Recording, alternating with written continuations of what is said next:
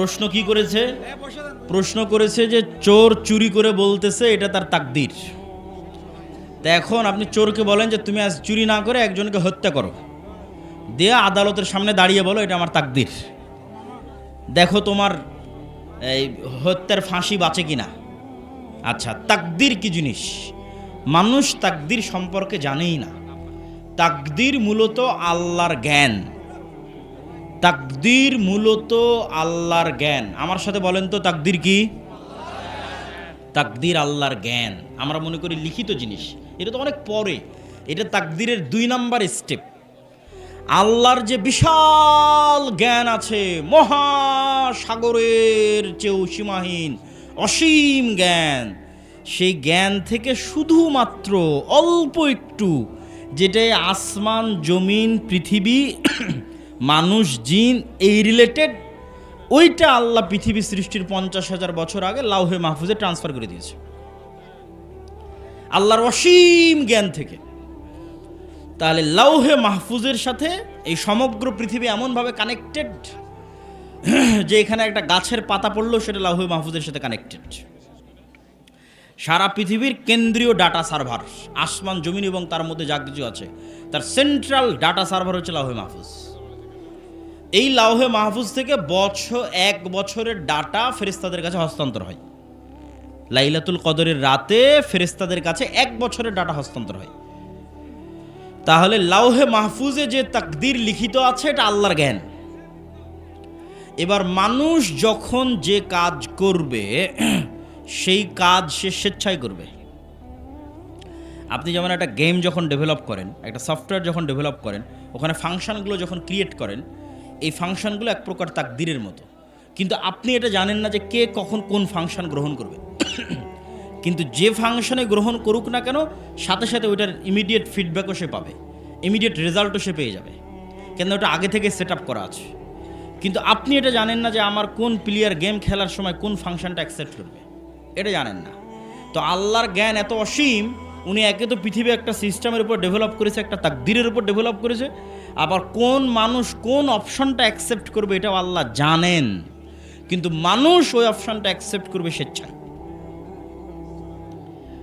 মানুষ তার পুরো শরীরের সকল শক্তি সকল ক্ষমতা ব্যবহার করতেছে আল্লাহ সুবহানাহু ওয়া তাআলার অনুমতিতে, কিন্তু ব্যবহার করতেছে নিজের ইচ্ছায়। ইসলামী পরিভাষায় কারো অনুপস্থিতিতে অন্যের নিকট এমন কোনো কথা বলা যা শুনলে সে মনে কষ্ট পাবে, তাই গীবত। তাহলে কোনো আইনজীবী বা কোনো ঘটক যদি আমাকে কোনো ঘটনা সম্পর্কে জানতে চাই, তাহলে কি গীবত হবে? মুসলিম ভাইয়ের কল্যাণে, মুসলিম প্রতিষ্ঠানের কল্যাণে, মুসলিম দেশের কল্যাণে দোষ ত্রুটি বলা যায়।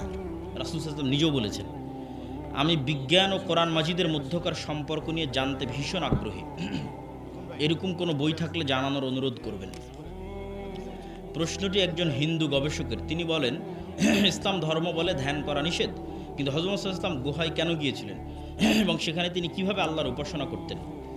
সম্মানিত উপস্থিতি, সকল নবী সালাত আদায় করত। সালাত আদায়ের ধরনে পার্থক্য হতে পারে।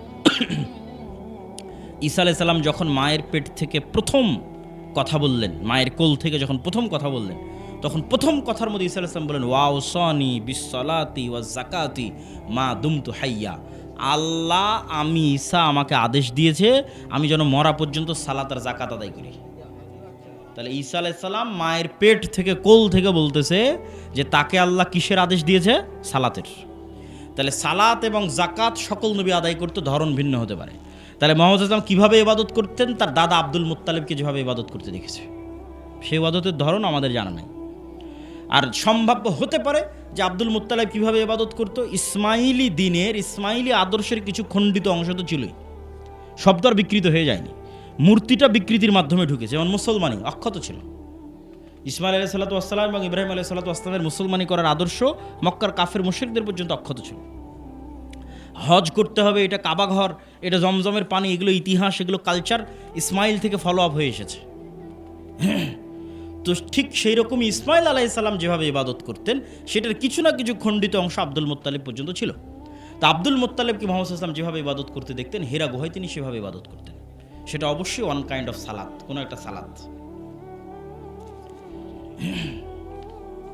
আবদুল্লাহ ভাই, আমি আপনার সঙ্গে দেখা করতে চাই যে কোনো জুমার খুতবায়, যে কোনো প্রোগ্রামে মসজিদ তৈরি করে তার নাম ফলক প্রতিষ্ঠাতা হিসেবে উল্লেখ করা যাবে? যাওয়াতে সমস্যা নাই, তবে নিয়াতে যদি রিয়া থাকে কবুল হবে না, জাহান্নামে যাওয়ার কারণ হতে পারে। যেসব মাদ্রাসা নিজের নামে এবং মাদ্রাসার পরিচালক সদস্য সব নিজেরাই, এসব প্রতিষ্ঠানে কি দান করা ঠিক হবে? স্বচ্ছতা থাকলে, ন্যায়পরায়ণতা থাকলে অবশ্যই দান করা যাবে। নবীর সন্তান নবী, নবীর সন্তান নবী, নবীর সন্তান নবী, পুরো বংশ নবী, তার নাম ইব্রাহিম আলাইহিস সালাতু ওয়াস সালাম। যতক্ষণ সত্যবাদিতা, আমানতদারিতে, ন্যায়পরায়ণতা, ততক্ষণ যোগ্যতা থাকলে কোনো সমস্যা নেই। আলাম নিবেন, সালাম নেবেন প্রিয় শায়েখ। আমি কি আমার বাবার সাথে কোরআন হাদিস নিয়ে সঠিক ও সহি বিষয়গুলো নিয়ে তর্ক করতে পারবো? হ্যাঁ, ভদ্রতার সাথে করতে পারবেন।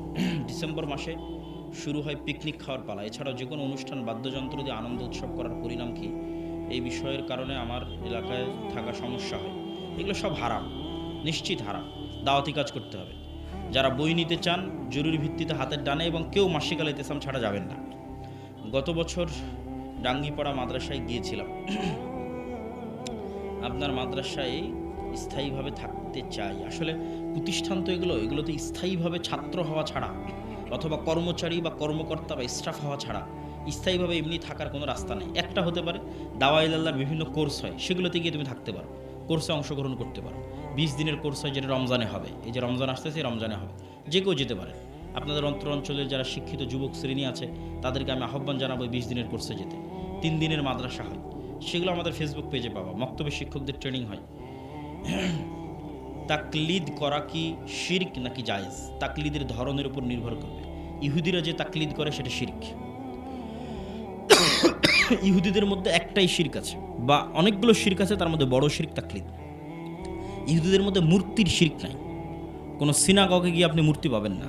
ইহুদিরা কোনো বিমূর্ত চিত্র তথা আঁকিয়ে চিত্রের ইবাদত করে না, বরং অদৃশ্য সত্তা আল্লাহর ইবাদত করে।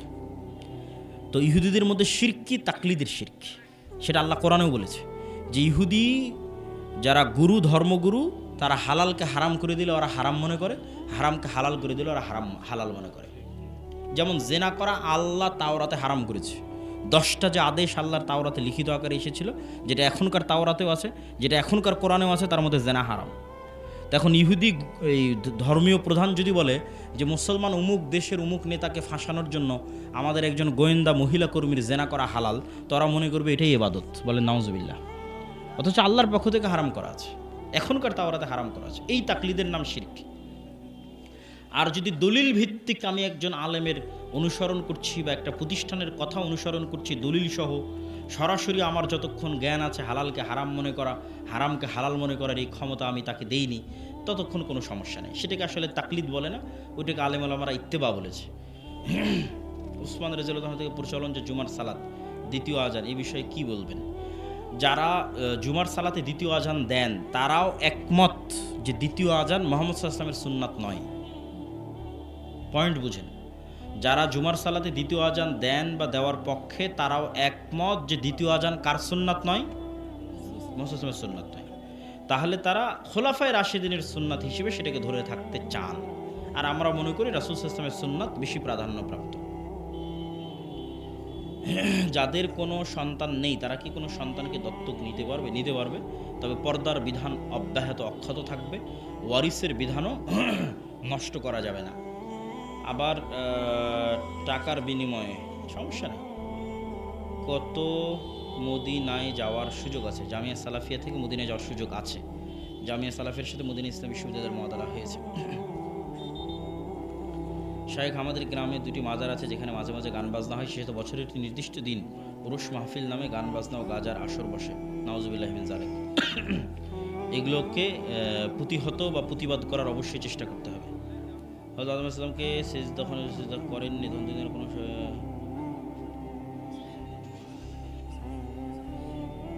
শায়েখ, দুনিয়া ধ্বংস হওয়ার পর, বিচার শেষ হওয়ার পর কি আবার দুনিয়ার মতো মানুষ একত্রে বসবাস করবে? দুনিয়া ধ্বংস হওয়ার পর, বিচার শেষ হওয়ার পর জান্নাতে মানুষ যা চাইবে তাই পাবে। যদি বলে যে আমার বাদুম শহরের সাঘাটার এই গ্রামের স্মৃতিতে আমি ফিরে যেতে চাই, এটারও ব্যবস্থা আল্লাহ করে দেবে। আত্মীয় স্বজনের সাথে যদি তারা যে সমস্ত আত্মীয় স্বজন জান্নাতে যাবে তাদের সাথে যদি এই দুনিয়ার এখানে ফিরে এসে একটু ঘুরে বেড়াতে চায়, যমুনার নদীতে একটু গোসল করতে চায়, সেটারও সুযোগ দেওয়া হবে। এটাই তো জান্নাতে যাওয়ার মজা। লাইফ যদি এখানেই শেষ হয়ে যায় তাহলে এই জীবনের মানে কি হলো? লাইফের প্রকৃত এনজয় তো ওটাই, যেটাতে আপনি চিরস্থায়ী এনজয় করতে পারবেন, এই শৈশবের স্মৃতিগুলোতে আবার ফিরে যেতে পারবেন, ওটাই তোর জীবন। তাহলে এটার জন্য জান্নাতে যাওয়াই লাগবে, কোনো রাস্তা নেই। কিস্তিতে ফোন, ফ্রিজ এগুলো নেওয়া কেমন? আমি আমার বহু বক্তব্যে বলেছি, বিলাসী পণ্যতে সুদযুক্ত ঋণ বহুদূরের কথা, কর্জে হাসানা নেওয়াও জায়েজ হবে কিনা আমার জানা নাই। কর্জে হাসানাও তখন জায়েজ হবে যখন আপনি বিপদে।